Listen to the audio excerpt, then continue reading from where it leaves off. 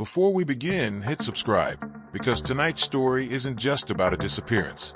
It's about the final phone call of a terrified girl and the officers who arrived 5 minutes too late. This is a case that shook an entire town, exposed system errors, and left behind a question no one has ever answered. How do you vanish while the phone is still in your hand? It began on the night of April 14th, 2017, in Maple Ridge, Washington, a small, quiet town where nothing truly bad was supposed to happen.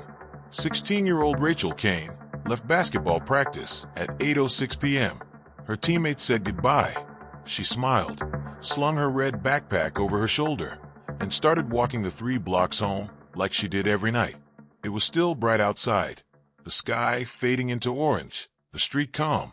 She passed the corner market, waved at the clerk sweeping the doorway, and was seen on a nearby security camera at 8:17 p.m. walking alone, earbuds in, head slightly tilted as if listening to music. But 7 minutes later, everything changed. At exactly 8:24 p.m., the 911 dispatch center received a call from Rachel's phone. The dispatcher answered, expecting a pocket dial, static, anything. Instead, she heard a whisper, urgent, terrified. "Someone's following me." The dispatcher immediately sat up straighter. "Ma'am, can you tell me where you are?" Rachel's breath was shaky. Cars passed occasionally. You could hear tires on wet pavement. Then she said something that chilled dispatch. "I don't know. He keeps turning when I turn." "Are you still walking?" "Yes." Then a pause. Footsteps. "Faster now. He's getting closer." "Stay on the line," the dispatcher said. "Do not hang up. We are sending help. Do you see any street signs?" You could hear Rachel's breathing, the rustle of her clothes as she turned her head. Pinewood Lane," she whispered. Maple Ridge officers were dispatched at 8:25 p.m., Unit 14B. 2 officers about 3 minutes away. Meanwhile, on the call, Rachel suddenly whispered, "He said my name." This moment froze the dispatcher. "Rachel, do you know him?" A tremor in her voice. "I don't want to turn around." A car door slammed in the background. The sound echoed. Then footsteps running. Rachel gasped. "He's running." "Rachel, listen to me," the dispatcher said firmly. "Run to the nearest house. Stay on the line. Officers are almost there." You could hear Rachel sprinting, her breath sharp, the phone bouncing in her hand. Then she screamed, "He's right behind me." A crash. The phone hit the ground. The line stayed open for 17 seconds. Only the sound of faint wind and distant cars. Officers arrived at 8:29 p.m. The street was empty. Rachel was gone. Her phone lay face down in the road. Screen cracked, still connected to the call. No blood. No shoe prints. No sign of a struggle. Nothing. Like she had dissolved into the night. The officers split the area. One to canvass the block, the other to question residents. A woman in house 2412 reported hearing a scream, like someone startled. But nothing violent. Another neighbor said she saw a dark SUV parked for several minutes earlier, but thought nothing of it. Police reviewed nearby footage. At 8:23 p.m., a black Chevy Suburban appeared on a residential camera, creeping at low speed. The driver's face wasn't visible. It passed Rachel, turned right, then disappeared off camera. Investigators believed this was the car following her. But what happened after was mind-bending. At 8:28 p.m., another camera caught the same SUV turning onto Pinewood Lane. 2 seconds later, Rachel sprinted past the same camera, looking over her shoulder. The timestamp proved she was alive 1 minute before officers arrived. Yet in that minute, she vanished. No car stopped. No door opened. No struggle. Nothing visible. It became one of the most baffling disappearances in Washington history. Police searched for 10 days. Helicopters, dogs, volunteers, over 800 acres of woods and trails. Nothing. On day 11, a hiker found something. Rachel's red backpack, neatly placed at the base of a cedar tree 2 miles away. Inside were her water bottle, her binder, and her gym shorts. But the strangest part was what wasn't there. Her phone charger, which she always carried, and the silver bracelet her mom gave her, which she never removed. Police believe the killer kept them. That same day, detectives discovered the 911 call had been routed through 2 different towers, meaning Rachel had likely been moving while she was on the call, confirming she was running. But there was something else. Engineers recovered audio from the last 1.4 seconds of the call, originally corrupted.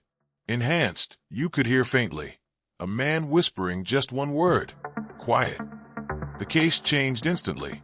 Now it wasn't just a disappearance, it was an abduction. Detectives went public, releasing the audio clip. The town panicked. For weeks, parents refused to let their kids walk alone.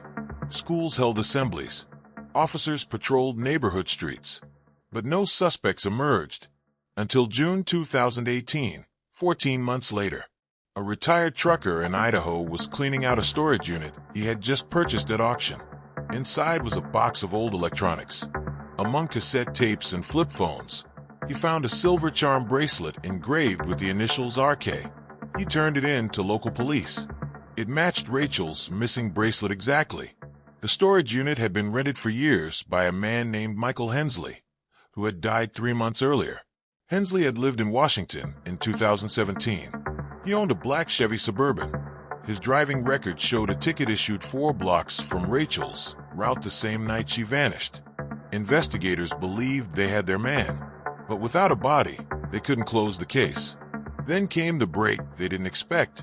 The trucker handed over a second item, a camcorder with a damaged tape inside. The tape was labeled 103.